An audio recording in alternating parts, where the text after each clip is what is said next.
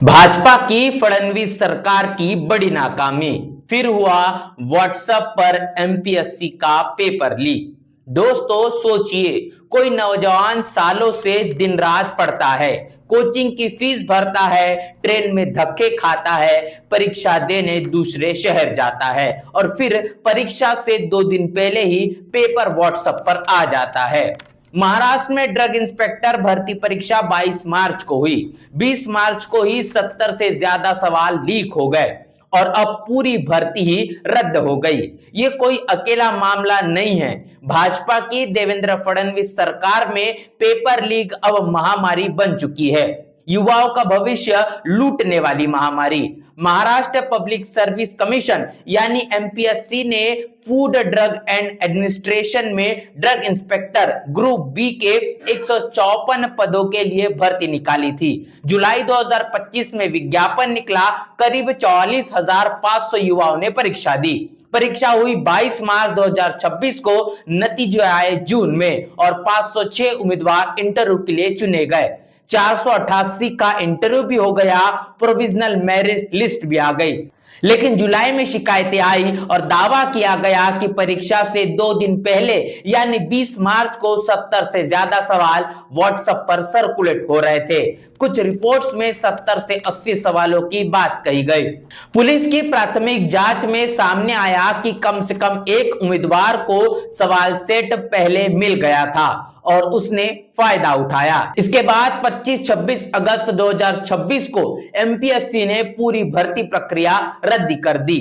अब दोबारा परीक्षा होगी, पुराने उम्मीदवारों को नया फॉर्म या फीस नहीं भरनी पड़ेगी। लेकिन युवाओं का नुकसान हो चुका है। सैकड़ों युवा जिन्होंने इंटरव्यू तक पहुंच गए थे, उनका समय, पैसा और मेहनत बर्बाद हो गई।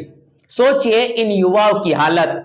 कुछ ने कोचिंग के लिए लाखों रुपए खर्च किए, कुछ परिवारों ने कर्ज लिया, कुछ नौकरी छोड़कर तैयारी में जुटे और अंत में क्या मिला? Paper leak. यह सिर्फ एक परीक्षा नहीं है, यह युवाओं के भरोसे पर हमला है। महाराष्ट्र में हाल ही में टीईटी परीक्षा भी पेपर लीक के आरोप में टाली गई थी। 3 गिरफ्तारियां हुई। मुख्यमंत्री फडणवीस ने एसआईटी बनाई, लेकिन सवाल यह है क्यों बार बार ऐसा हो रहा है? जब सिस्टम इतना कमजोर हो कि परीक्षा से 2 दिन पहले पेपर व्हाट्सएप पर आ जाए, तो युवा कैसे भरोसा करे कि मेहनत रंग लाएगी?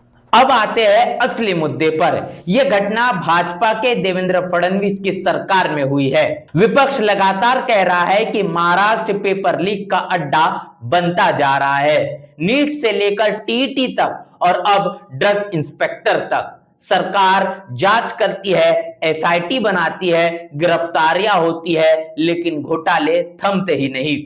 युवा पूछ रहे हैं, भाजपा सरकार की इतनी बड़ी बड़ी बातें गुड गवर्नेंस की होती है, लेकिन परीक्षा की सुरक्षा नहीं हो पाती।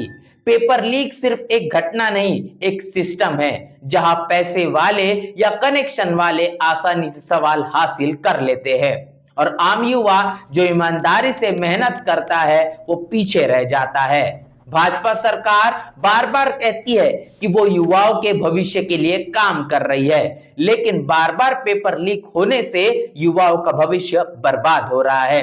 कहा गया वो दावा कि हम पारदर्शिता लाएंगे, कहा गया वो वादा कि परीक्षाएं सुरक्षित रहेगी। देश भर में पेपर लीक की समस्या पुरानी है, अलग अलग सरकारों में भी हुई है, लेकिन जब एक ही राज्य में बार बार ऐसे मामले सामने आए तो सत्ताधारी सरकार की जिम्मेदारी बनती है।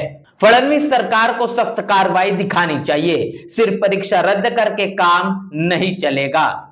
लीक कैसे हुआ, किसने बेचा, पैसे कहां गए, सिस्टम में कौन शामिल था, इन सवालों के जवाब बिना युवाओं का गुस्सा नहीं शांत होगा। दोबारा परीक्षा कराने से समस्या हल नहीं होती।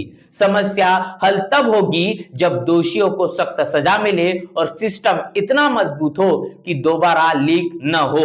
दोस्तों, यह सिर्फ महाराष्ट्र की बात नहीं, यह पूरे देश के लाखों युवाओं की बात है जो परीक्षा की तैयारी में अपना सब कुछ लगा देते हैं।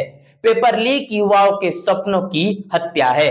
इस पूरे वीडियो को लेकर आपकी राय, आपकी प्रतिक्रिया लिखकर कमेंट बॉक्स में जरूर बताएं। बने नेशनल चौपाल के साथ मिलते नए वीडियो में, तब तक के लिए जय भीम, जय भारत। बहुजन समाज की हर खबर पाने के लिए चैनल को सब्सक्राइब करें, लाइक करें, शेयर करें। नेशनल चौपाल को बचाने के लिए ज्वाइन बटन क्लिक करके चैनल की सदस्यता लें और चैनल को आर्थिक मदद करें।